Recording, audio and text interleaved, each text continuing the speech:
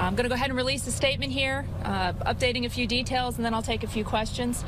Please keep in mind, we're less than 5 hours into this investigation, and so we're going to probably leave you with more questions than answers because we've got a lot of the investigation to do, and these things do take time, so we appreciate your patience with us.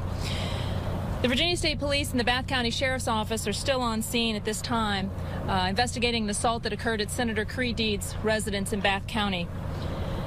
State Police and Bath County deputies responded at 7:25 Tuesday morning to a 911 call for a residence on Vineyard Drive in the Millboro community of Bath County.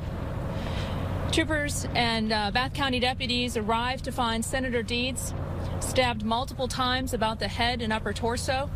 He was flown from the scene to the University of Virginia Hospital in Charlottesville, where he is right now, and he's being treated for serious injuries. Senator Deeds' son, Gus Deeds, age 24, also of Millboro, was found inside the residence, suffering from life-threatening injuries associated with a gunshot wound. Despite efforts by troopers and first responders there at the residence, he died at the scene. The investigation obviously remains ongoing right now by the Virginia State Police, Bureau of Criminal Investigation, Salem Field Office, with the assistance of the Bath County Sheriff's Office. And as I mentioned, investigators are working right now on confirming the motive and the exact sequence of events that involve these assaults at the residence. We're less than 5 hours into the investigation. There's still a lot of work to be done, and we'll release more details once we're at that stage where we can confirm the facts and release them at this time. Do you have any questions? Is there any word who the 911 call is from, and was there anyone else in the house at the time? We're not releasing who called in the 911. We have gotten the tapes. The 911 call came into the sheriff's office originally. They notified us, which is not uncommon. When you dial 911 in Virginia, it automatically goes to the local jurisdiction.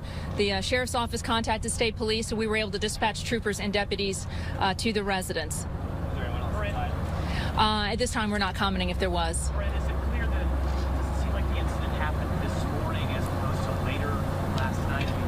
No, the incident, we believe it happened this morning, shortly before the 911 call came in. We were notified at 7:25 this morning. Reason to believe the gunshot wound was self-inflicted?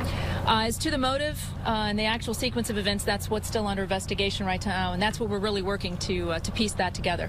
Are you looking for a third person? This time, no. We're not looking for any suspects at this point.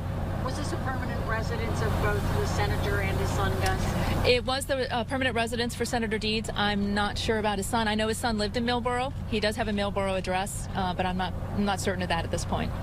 Just for clarity, you identified Senator Deeds' son as Gus, which is commonly referred to, but we're talking about Austin Deeds. Yes, I'm sorry. That's the information I gotten was he goes by Gus. Yes, it's his son. I believe he has 4 children, and it's his only son, I believe. Was there anyone else at the house this morning? Actually, I don't know at this point. I don't have that information. Does the son have any kind of a criminal record? Oh, we can't comment on any kind of criminal history. State law actually prohibits that in Virginia. Creigh, can you tell us about the condition of Senator Deeds at this stage? Unfortunately, due to HIPAA prohibitions, we're not able to get any details. He does have serious injuries. You'll have to contact the hospital to find out what they classify as his condition at this point. His family is there at the hospital. We have state troopers at the hospital with the family, and we'll remain there to support them any way we can and provide them with whatever assistance they need. Was Senator Deeds able to say anything to troopers or first responders? Is he capable of? Yes, he has made some statements to our folks, to the investigators and so forth, but I can't comment obviously on what those are at this point. Brent, was there a light off at the time? I don't know. I don't have that information. Anyone else in the home? Again, I don't know. I just basically what I've got is what I've just released. I know you guys have said have probably more questions and answers at this point, but we're still very early into the investigation. To go back to Jim's question about whether he made statements, so he was alert at the time. Yes, he has been able to talk and with our investigators and the troopers. Was that early in the morning, or is that since he's been at the hospital? Both.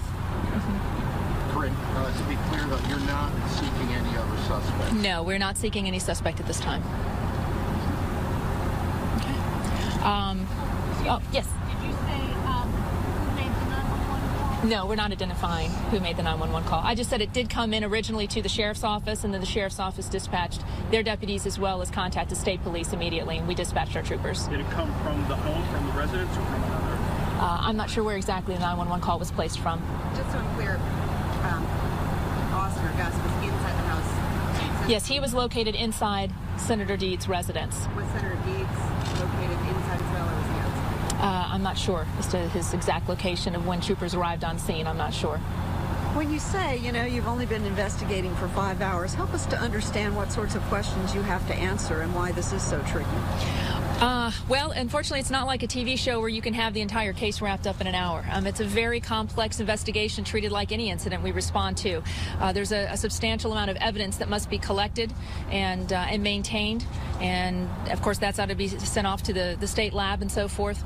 You've got various interviews you've got to seek out. It's a very complex investigation, just like any kind of criminal investigation state police conduct, and these things do take time. So we appreciate everybody's patience. Will further information be coming out of this office? Yes, we'll probably hold another press briefing later today. Hopefully we'll have some more details that we can share with everybody. So, I don't know. Hadn't gotten that far yet. I just got through this one. I was thinking maybe 3. Does that work kind of good for folks and deadlines later today? Thanks, Creigh. Hopefully within 3 hours I'll have some more information. Why UVA medical and not Coach I don't know. They flew him. It may have been flight time, distance. I don't know. The trauma capability. I don't know, to be honest with you. No idea.